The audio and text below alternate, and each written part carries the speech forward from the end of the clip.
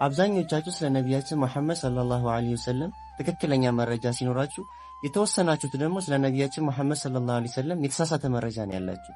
ስለ ነቢያችን መሐመድ ሰለላሁ ዐለይሂ ወሰለም የተሳሳተ መረጃ ያላችሁ ሰዎች ዛሬ እስቲ ወደ ታሪክ ልውሰዳችሁ። ልክ እንደናንተ የተሳሳተ መረጃ ስለነበራቸው ስለ 3 አረቦች ልንገራችሁ።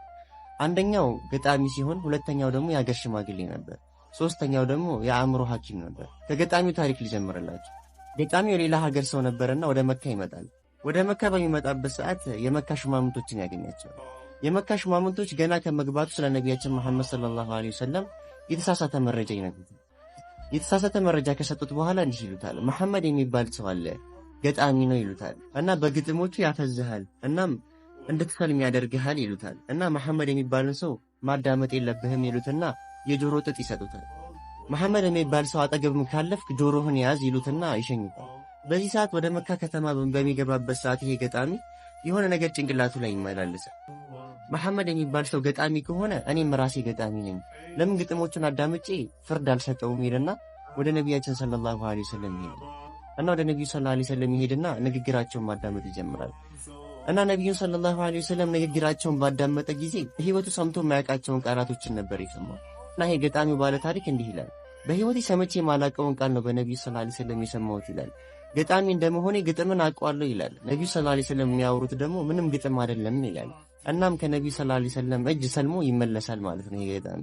ወደ ሁለተኛው ባለ ታሪክ ደግሞ ስወስዳችሁ የሀገር ሽማግሌ ነበር፣ ሁሴን ይባላል። እና የሆነ የጎሳ ሽማግሌና የተከበረ ሰው ነበር። የአረብ ሽማምንቶች በአንድ ነገር ይስማማል። መሐመድ የእኛን ንግግር ሊሰማ ስላልቻለ፣ የሀገሩን ሽማግሌዎች ሊሰማ ስላልቻለ ምን የሌላ ጎሳ ሽማግሌ አንልክበትም ይሉና ይስማሙና ሌላ ጎሳ ሽማግሌ ጋር ይሄዳሉ። እንዲህም ሲሉ ይነግሩታል፣ መሐመድ የሚባል ሰው ሃይማኖታችንን አዋረደብን፣ የጣዖት አምልኮን እየከለከለን ነው፣ 360 ጣዖቶቻችንን እያዋረደብን ነው። እና መሐመድ የሚባለው የአባቶቻችንን ሃይማኖት እያዋረደብን ነው፣ የአባቶቻችንን ሃይማኖት ሊያጠፋብን ነውና አንድ መላ ማለት እንፈልጋለንና እንደ ሽምግልና ወደ መሐመድ እንላክህ ይሉታል ሁሴን።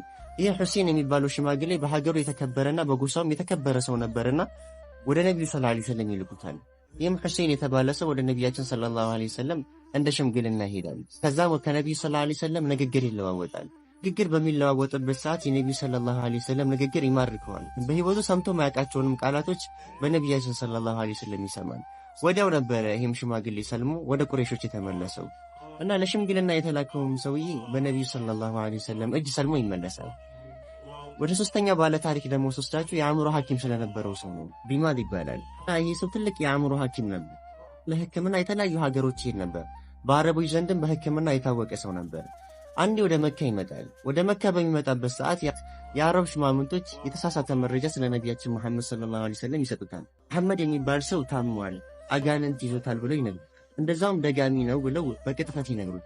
በዚህ ሰዓት ይሄ የአእምሮ ሐኪም እንዲህ ይላቸዋል፣ እኔ በአረቦች ዘንድ የታወቅኩኝ የአእምሮ ሐኪም ነኝ እና መሐመድ የሚባለውን ሰው ለምን እኔ ራሴ አላከመላችሁም ይላቸዋል።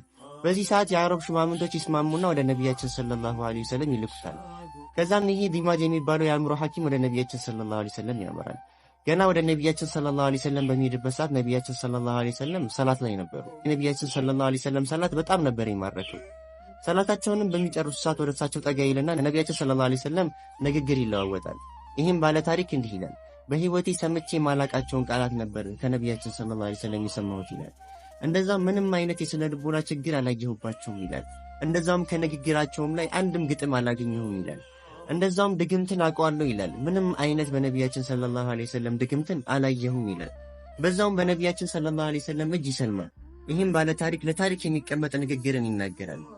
ዘሐብቱ ሊኡዓሊጀ መሐመድን እኮ ለማከም ነበር የሄድኩትኝ ይላል። ነገር ግን ይላል እኔን ራሴ በንግግራቸው አከሙኝ ይላል። ከዛም በነቢያችን ሰለላሁ ዐለይሂ ወሰለም እጅ ይሰልምና ይመለሳል።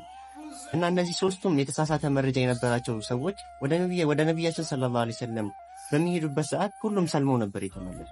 የአረብ ሹማምንቶችን በነቢያችን ሰለላሁ ዐለይሂ ወሰለም እንዲቀጥፉም ያደርጋቸው ሁለት ነገሮች ነበሩ። አንደኛው ምክንያት የነቢያችን ሰለላሁ ዐለይሂ ወሰለም ንግግር ነበር። ነቢያችን ሰለላሁ ዐለይሂ ወሰለም እንዲህ ይላሉ፣ ሁሉም ሰዎች ልክ እንደ ጸጉር ማበጠሪያ ጥርሶች ሁሉም ሰዎች እኩል ናቸው የሚለው ቃል አረቦችን አስቆጥቷቸው ነበር። ምክንያቱም አረቦች ማለት ነው በእጃቸው ማለት ነው ብዙ ባሪያዎች ነበሯቸው በእጆቻቸው እና ከባሪያ ጋር እኩል መሆን አይፈልጉም ነበር። ነቢያችን ሰለላሁ ዐለይሂ ወሰለም ግን የሰው ልጅ ባሪያ የለውም፣ ሰው ልጅ ሁሉ እኩል ነው የሚለው ንግግራቸው ከአረቦች ጋር ሊያጣላቸው ችሏል። በገንዘብ የገዛሁት ይህ ጥቁር ቢላል ከኔ ጋር እኩል ነው? አዎ ሰው እስከሆነ ድረስ የአላህ መልእክተኛ የሰው ልጆች እንደ ማበጠሪያ ጥርስ እኩል ናቸው ሲሉ አስተምረዋል። ሁለተኛ ያጣላቸው ነገር ደግሞ ከአረብ ሽማምንቶች ጣዖትን አታምልኩ በሚሉበት ሰዓት ነበር። የአረብ ሽማምንቶች ደግሞ የአባቶቻቸውን ሃይማኖት ነበር የሚከተሉ። አረቦች ማለት ነው 360 ጣዖት የሚያመልኩት ነበር። ነቢያችን ሰለላሁ ዐለይሂ ወሰለም በመጡ ሰዓት ግን እነዚህ 360 ጣዖቶች አያደርጉም። ሁሉንም ነገር የሚያደርገው ሁሉንም ነገር በዚህ ዓለም ላይ የሚያደርገው አንድ አላህ ብቻ ነው፣ አንድ አምላክ ብቻ ነው ያለው የሚለው ንግግራቸው ከአረብ ሽማምንቶች ሊያጣላቸው ይችላል። እናም የአረብ ሽማምንቶች በነቢያችን ሰለላሁ ዐለይሂ ወሰለም ሊቀጥፉባቸው ይችላል። እና ይሄ ነገር ማለት ነው አሁንም ድረስ ማለት ነው በነቢያችን ሰለላሁ ዐለይሂ ወሰለም ላይ የሚቀጥፉ ሰዎች አሉ ማለት ነው። እናም ማለት ነው የነቢዩን ሰለላሁ ዐለይሂ ወሰለም ታሪክ ቀጥታኛ ራሳችን ለማወቅ እንሞክር እላለሁ። በሰዎች ከማወቅ ይልቅ ራሳቸው የነቢዩን ሰለላሁ ዐለይሂ ወሰለም ታሪክ ለማወቅ ሞክሩ እላለሁ። ወሰላም